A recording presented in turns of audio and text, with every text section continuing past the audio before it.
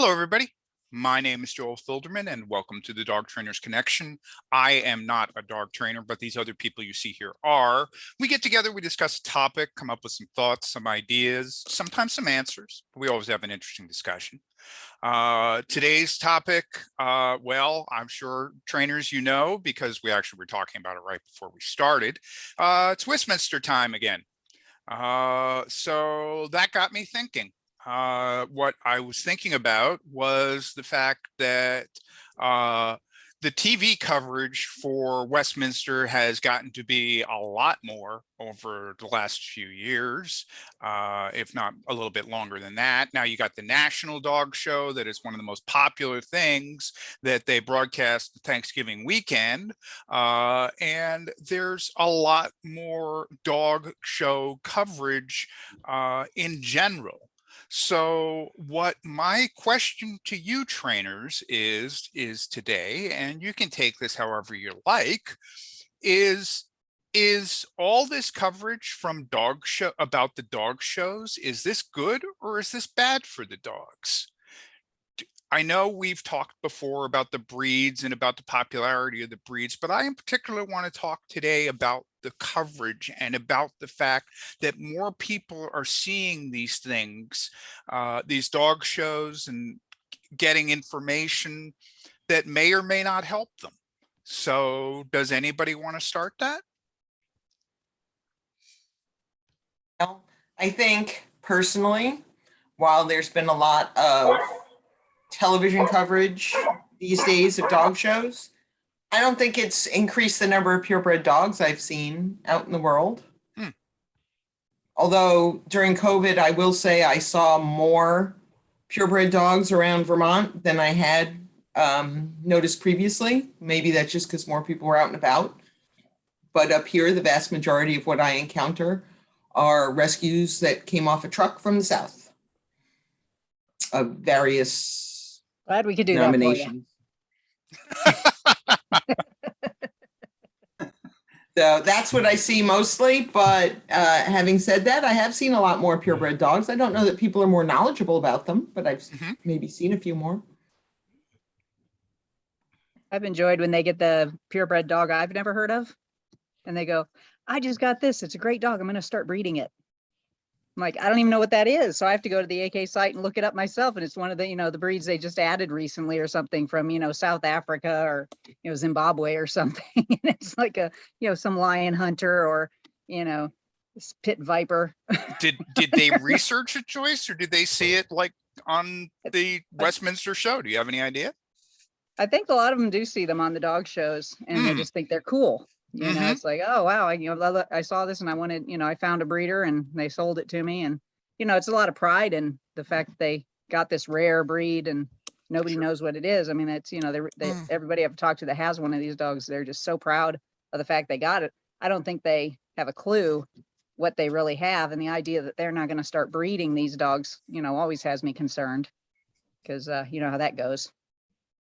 But, people, I don't know. I just think that, people get what they want, and no matter what the circumstances, there's a core group of people that just think they have a right to have a dog regardless of what it takes to raise it, what keeps it happy, what it needs. And, then we end up dealing with a lot of those people in their training. From the lack of information.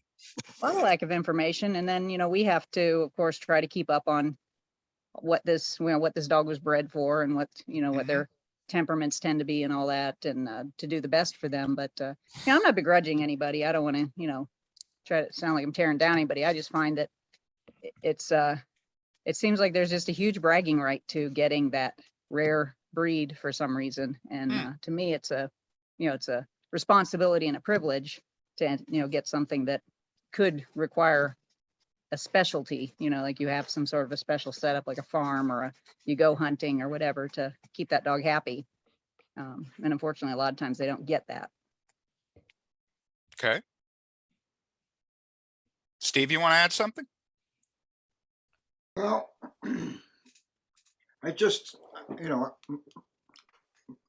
remember going to Westminster when I was a kid, just getting taken there by my parents or my friends' folks, whatever year, we just switch up because we're going to the dog show, It was always like a delight for me, to go because there are some breeds you're just not going to usually see in the Bronx walking on a leash, Mm. So, it was really exciting to go to the Westminster and, kind of listen to a little bit of the histories of the breeds and get to talk to the breeders, that sort of thing. I mean, I was fascinated by it. And to this day, honestly, you get the most information a lot of times from those breeders, like if whenever I would was going to write an article, I would go there and like go to the aisle where these people were showing these dogs, and it'd be the breeder be there, the handler be there.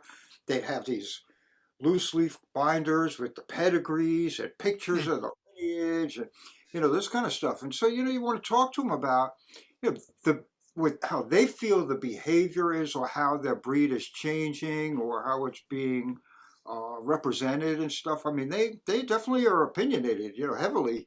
But where else are you going to get that? You can read it in a book, but you can't beat going into an aisle. And I mean, I came out like I felt like I was fighting half the time trying to get out of the aisle. These folks are very deep into their breeds and Hmm. stuff. That's fine. But Yeah, and, but and that's a far different story than somebody watching it on TV. And they go, "There's the poodle," and "Isn't she gorgeous?" And that's all we get on TV. right. Still, if you take it, if you say if no more dog shows, we're not going to publicize these things. Well, if they disappeared, if dog shows, I mean, what they're just really like beauty contest, sporting event type Sure. things, They're right? entertainment. Right. And little by little, those things that like tend to be disappearing a little bit. And so why wouldn't it maybe? Well, I get that there seems to be more of them because people love dogs, and Hmm.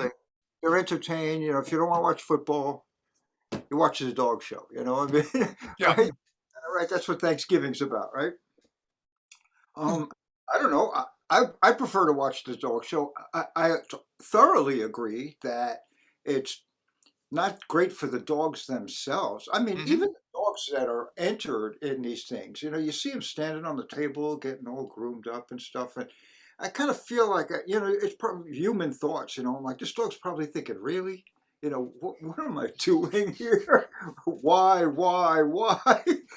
got to feel Well, right for for a photo moment, for a little move in the ring, and then the people clap and you see half of these dogs freaking out. It's like, oh, Hmm. it's like, I don't think if a dog could talk, I don't think they'd raise their hand for let's go compete in the dog show. I think they'd rather go. well, I think that the dogs, some of them learn to enjoy the grooming and the attention and all of that. But I think the old days of Westminster, and I don't know what they're doing today at Lyndhurst, but in the past at the garden, the requirement of benching from 8 a.m. to 8 p.m. And for viewers, benching is an old school idea that the dogs that are entered must remain on site in their specific places Yeah. for these hours. So at Westminster, it's one of the last bench shows in the country, and the dogs have to be there in their bench area by a certain time in the morning, by 8 a.m., and they can't leave until 8 p.m. or 7 p.m. to give people time to get ready for the group. But it was a great opportunity for spectators to walk through and meet the breeders and meet the handlers and see the dogs, because they were in fact going to be in their assigned spots. Hmm. But for the dogs, having shown a dog at Westminster 25 years ago, I took a breeder friend and I took a bunch of dogs to Westminster. It's not a lot of fun for the dogs to sit in their little 3x3 square spot Hmm. for 12 hours Sure. and have to go. The country dogs don't like using the sawdust to eliminate. They don't even understand what that's all about. And the city dogs are like, why are there so many dogs here? So for the sake of the dogs, they didn't really enjoy that as much. But then again, they got a lot of attention. Mm. Thousands of people walk through the garden staring at the dogs. Some of them love that. Right. So I know my dogs enjoyed showing, but we made it a game, so it was, we had fun with it. But when they were done, they were done. Like you did a specialty show. And so you'd have to show in the morning, show in the afternoon. And then if your dog won, you had to go on to best in show and all that. Right. Well, my bulldog, who was the only champion I ever was able to get through the ranks, he would start limping because he was done. He said, I'm not doing it anymore. So I could show him twice. That third time, if he won and he had to go into the next ring, we got kicked out every single time. And I think Oh it my was just his God. way of going, I've had enough. I'm tired. So Yeah. it was frustrating, but it was like I kept laughing at him going, all right, that's I guess we have to lose. Quit being so beautiful. Right. But yeah, I think I did see a lot of miserable dogs though. I mean, it was what these people were doing to these dogs and hauling them around and requiring them to stand for long periods of time. And if they didn't, they're popping them under the jaw or jerking them on the neck or whatever. There was just a lot of manipulations, and you could see the dogs are like, oh my God, why are we doing this again? And there's a lot of stress, a lot of barking, a lot of, you could see a lot of the anxiety. But, when you saw a dog enjoying it, and I think a lot of these dogs at Westminster, the reason they get to that level is because they do actually enjoy it, and that shows in the way that they present themselves. It's a sight to see. I mean, they're beautiful. They're actually gorgeous representations of the breed, and they show amazing. So it's easy to see these beautiful gaits, and they look very proud of themselves. I've yet to see a miserable dog on TV at Westminster. I don't know what goes behind the scenes, but I've always been, watching them, and I'm like, he looks like he's having fun. Look at that. So. I was just thinking, Westminster, and this is probably taking the discussion to a different angle, but I just want to know why you watch Westminster, you see a breed that appeals to you, and then you start, okay, I want to buy one of those pedigree dogs. Let's say it's a Dalmatian. You don't know what you're getting into, but you love the way it looks. And average person's going to go online. They have no idea who the breeder is. Is it a puppy mill breeder? Is it valid? What does the breeder breed for? And from what I've heard and seen, pedigree dogs the prices for them are just through the roof. When did that happen? I mean, who can afford pedigree dogs anymore? And if Westminster is trying to promote purebred dogs, it really is hard to buy a decent one nowadays. So, and I know a lot of factors came into play with that, because it's expensive to buy from a rescue group too. $250, $350, $500 from some rescue groups. How is that expensive? Tell me how that's expensive. You're adopting a dog that's fully vetted, all health, everything for $500. Well, most of the time trained. Not in our experience with our dog, Jeff. A local large rescue group dog was How many dogs are in the sample size that you're referring to? I'm just telling you my experience. Right. How many dogs? And a lot of other people's experience from living in New York City and being able to adopt back in the day, really nice dogs for $35, $40. Shots, spayed, neutered. I'm not disputing that. I'm questioning your comparison of adopting a dog today versus buying a purebred from a breeder for $4,000 or $5,000. That was my question, because you brought up the cost differential. That's all. I'm not disputing what your experience is. I'm not sure what you're saying, to be honest. You said it was expensive. You said it was expensive to adopt. How is $500 expensive to adopt compared to $5,000 for a purebred from a reputable breeder? That was my question. I'm not saying you're right or wrong. I'm just curious how the cost differential of 500 compared to thousands of dollars is expensive. No, but I was also making the point that you can pay $5,000 for a dog and not get a good dog for the average public to know what the breeder is breeding for, so I'm just saying that it's become very expensive to get a nicely bred, purebred dog. And Mm. are you saying just the purebred dog, or are you saying dogs in general? It's becoming more expensive. Well, I think in general, Uh-huh. Okay. that's my opinion. I think- Sticking with it. I think a lot of rescue has become purebred rescue. You know, I don't know, back when my grandma was, you know, getting dogs or even my parents, I don't even know if there was pure breed rescues. I'm not sure there was a Right. need for them necessarily. I mean, Right. when I first started in bulldogs 30 years ago, I got into it because of bulldogs that were in rescue, but it was like 3. That's all we had in the rescue, maybe 3 or 4. This North Carolina rescue that is taking in bulldogs and Frenchies now has over 500 and more coming in every Wow. day. Georgia English Bulldog easily has, you know, hundreds around the Atlanta area. I mean, it's extremely, you know, I've seen purebred rescues for a Cavalier King Charles Spaniel. How does a Cavalier King Charles Spaniel end up in a rescue? I mean, they're teddy bears, you know, and so it's, They need health. They need people that can afford to take care of their health. yeah, but That's they're how they being wind up bred. in rescue. Right. Yeah, they're being overbred. I mean, every dog I see come into rescue, English Bulldog and Frenchie, has spina bifida, heart problems. You know, of course, there are these fancy colors that mean they're not purebreds anymore.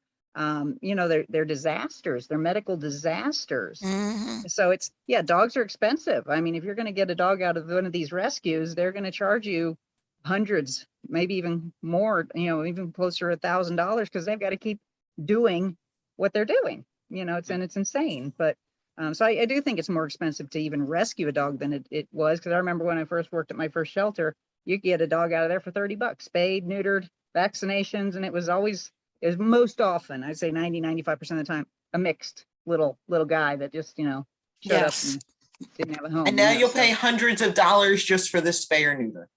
Mhm. Never mind for the actual cost of the dog. Oh yeah, just for everything's one gone up. surgery. I mean, you know, yeah, it's crazy. But I mean, that's inflation. That's Well, you know, so- also the cost of everything has gone up. The cost of dogs Mhm. has gone up, acquiring them, because everything around them has gone up. So the cost of veterinary care has gone up dramatically. The Oh, yeah. things that our vets offer are dramatically different. 30 years ago, when you took a dog to the vet, they just did really basic things. And even if there was surgery or whatever, they just did the surgery and that was over.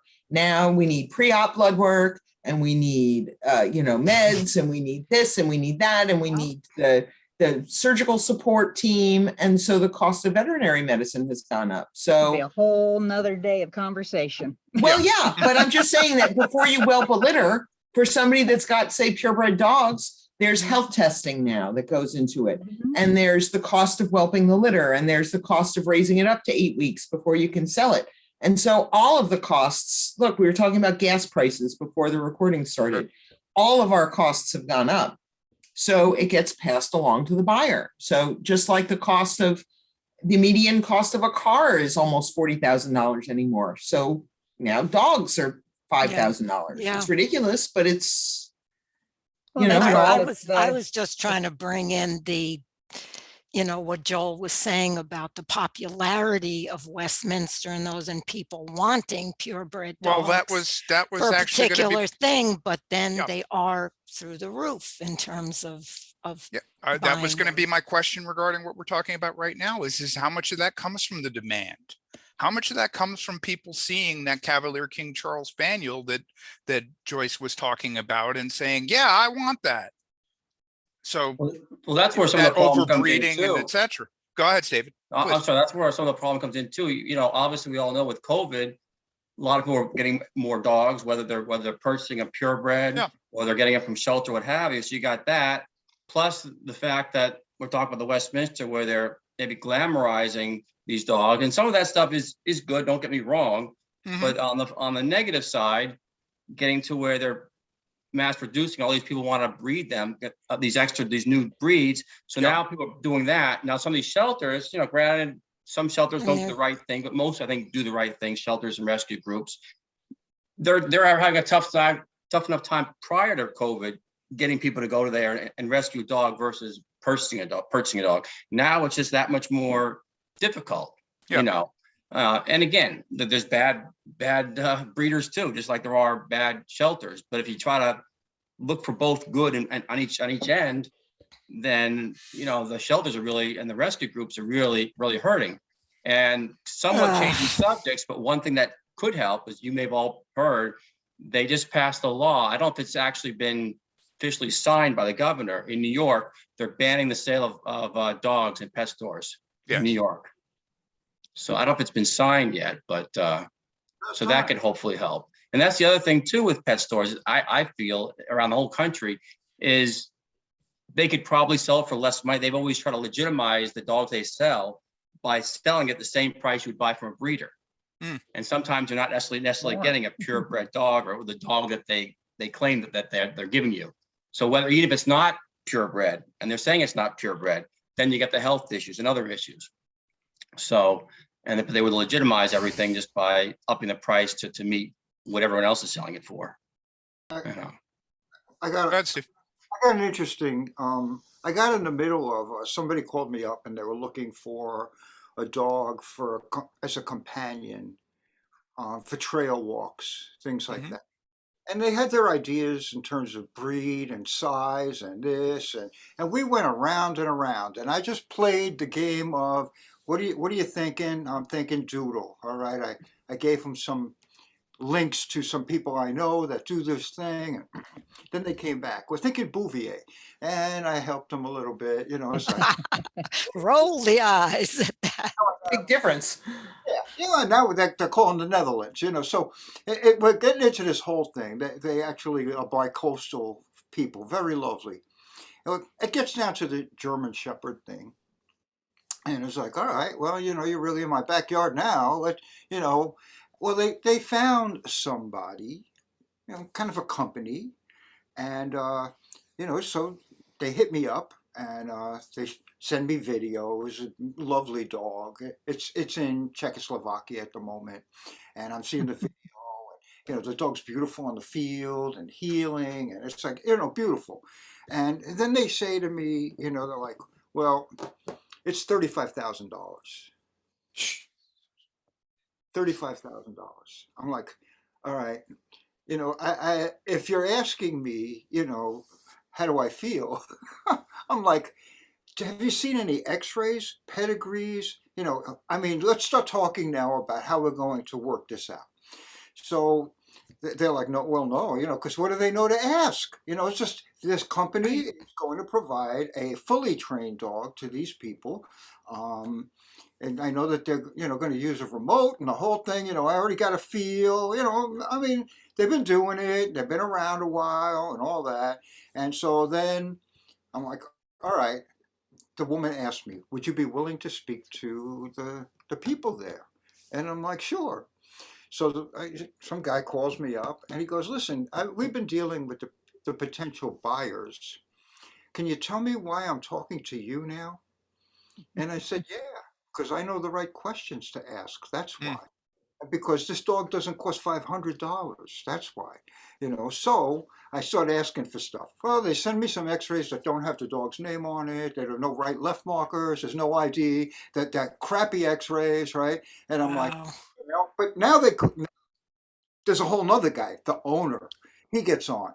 And he starts talking to me, and he's like, and once again, he's like banging me for like, why am I talking to you? And I'm like, well, because your clients, customers to you, clients to me, have asked me to like kind of get a little bit involved. So he asked me, he's like, can you tell me a little about yourself? And I'm like, how much time do you have? You know, I figured, let me just go to the early days. I said, listen, in 1970s, I worked for a place in Manhattan.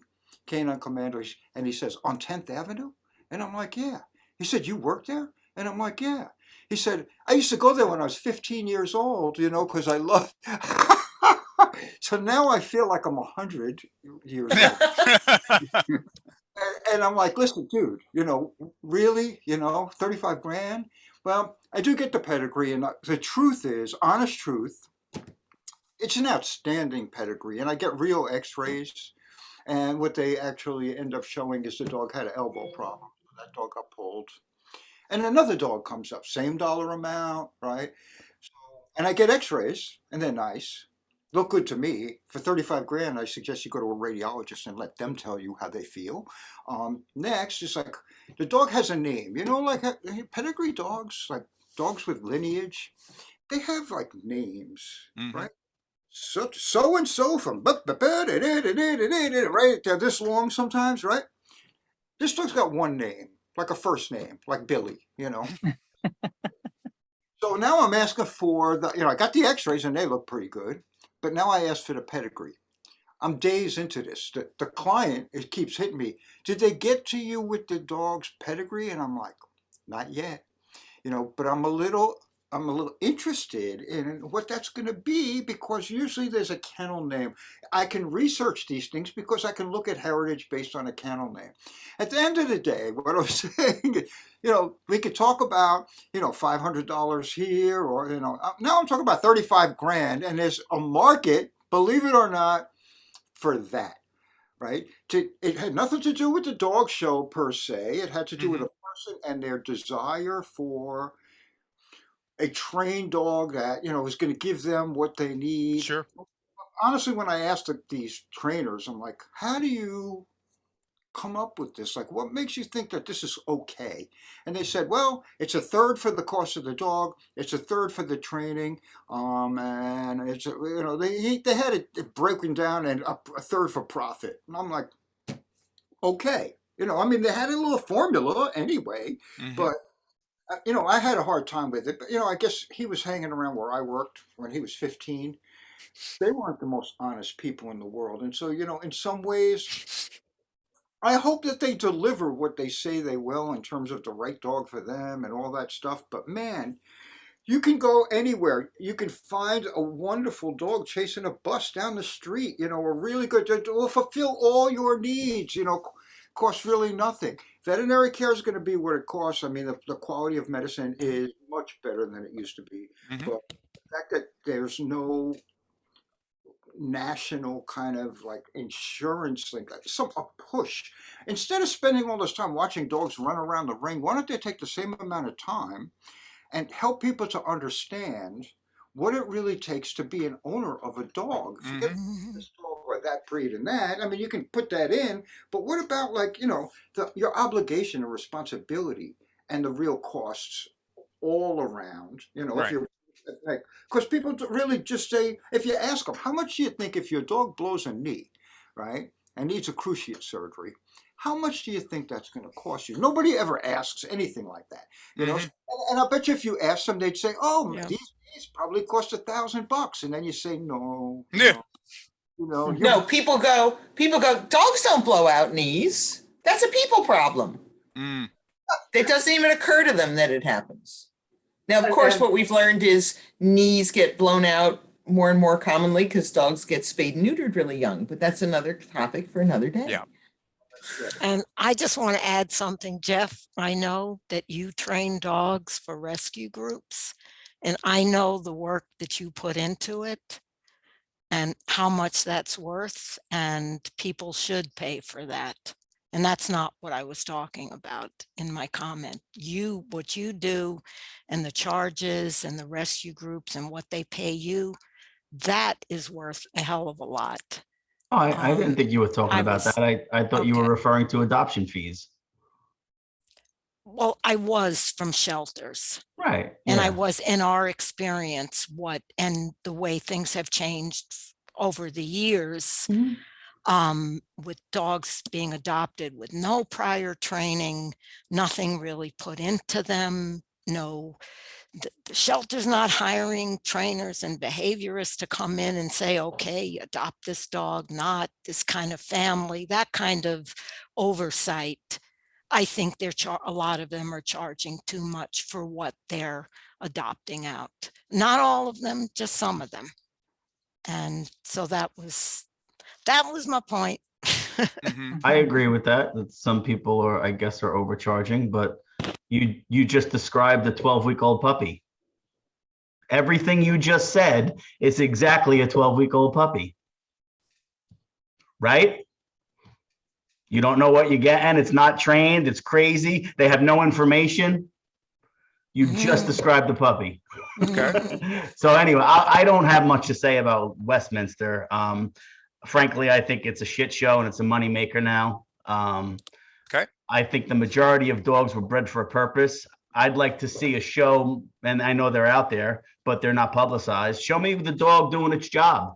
Exactly. Show me that. I'd like to see that on national television with Purina as the friggin' sponsor. But they don't. They want to show. I mean, the last show I was at was a local show years ago. It was a local AKC show. I saw this little Pekingese. This poor dog could barely walk. I mean, it was so, and I know peaks are short and low to the ground. This dog could barely walk, and it was probably close to confirmation perfect. And it was disgusting to me. I'm sorry. To me, these shows are money makers, just like everything else nowadays. I'm sure maybe years ago, before my time, it was probably more geared towards perpetuating these breeds and the integrity and everything about the core of why people started doing this thing with dogs many years ago. It's just like everything else. It's all about money now. And I'll just leave it. And I'm probably a little more sensitive than usual, Bonnie, when it comes to adoption, because, and I'll leave you guys with this.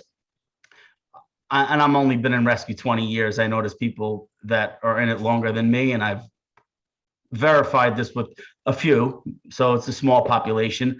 But we've never remembered any time in rescue that it's been this bad. Shelters are slammed. I know. Previously, no-kill shelters have no choice but to euthanize now. Rescues are slammed. And with very, very, very rare exception, there is no reason not to adopt a dog instead of buying one. For the average person, there is, Joyce mentioned it, there is a breed-specific rescue with good dogs all over the country. Yeah. So, but that's all. I'm a little sensitive to the state of the rescue environment right now because people suck. So I'll shut I up. understand that. That's also a conversation for a whole nother day. Yeah. Yes, I Steve, we hear can't you. it's a hear you. good one. My concern is they keep on coming. What is with the keep on coming? Like, you can sterilize everything under the sun if you want, but that hasn't solved the problem because there's no consequence for the idiots that do this. There's no consequence. So how do you what will finally straighten it up? Because even, look, I mean, shelters have to survive. So there's money, that amount of money that whatever increase the costs to take care of these dogs and all that and keep your shelter running. And I get all that. But if people just stopped, if people were responsible, would the flow slow down at least? Or I mean, what is it going to take? Don't you think it's going to be legislation against people who keep showing up, repeat offenders? They keep showing up in the shelter with a box of 6 puppies. I wonder, can you get after them? Can you charge these people for dropping them off, or are you worried that they're going to drown them instead? Why would the shelter just take? I always wondered that. Yeah, I got to drop this dog off. I'm like, all right, you're going to pay me this much money per week while I have your dog, because it's going to take me a while to feed it, and maybe it needs a little behavioral therapy and, all these things. So you're going to pay me until we find a home for it. Is that unreasonable? Honestly. The problem is just like anything else, Steve. You pick a topic, any topic, and we can legislate the hell out of it. They're always, if they're habitual offenders, they're going to be habitual offenders. Yes. People like us on this call, we're the ones that are going to abide by the law. If someone, like right now here where I live, there's no dog limit. Obviously you have to have your dogs vaccinated for rabies, but there's no license requirements, right? If that changes, the guy around the block who probably has 37 friggin' hounds, he ain't going to the pound to register his dogs? I am. Yeah. Because that's what they're telling me the new law is going to be. What you do. So of course I'm going to abide by it. So, and then the other thing is if you do like, you know, repeat offender, that now you have to have a database, and then you have logistical nightmares of that whole thing. And is it really the person that had an accidental breeder that's the primary contributor to the shelter population, or is it the people that get dogs and dump them when they're a year old because they realize they're a lot of freaking work? I think it's the latter. I But I would it? love this to be I was going to say, I think we topic should for the just make next- this a topic for the next time. yeah, the solution Yeah, and I think for, that that's a really great topic, and Yeah. I think that this is a good place to stop. So as always, trainers, I want to thank you for being here. I want to thank everybody for watching, and don't forget to like this video, subscribe to our YouTube channel if you already haven't, and like us on Facebook. And we will see you next time, where we will discuss that topic. So with that, folks, thanks a lot. Bye-bye. adopt, don't shop.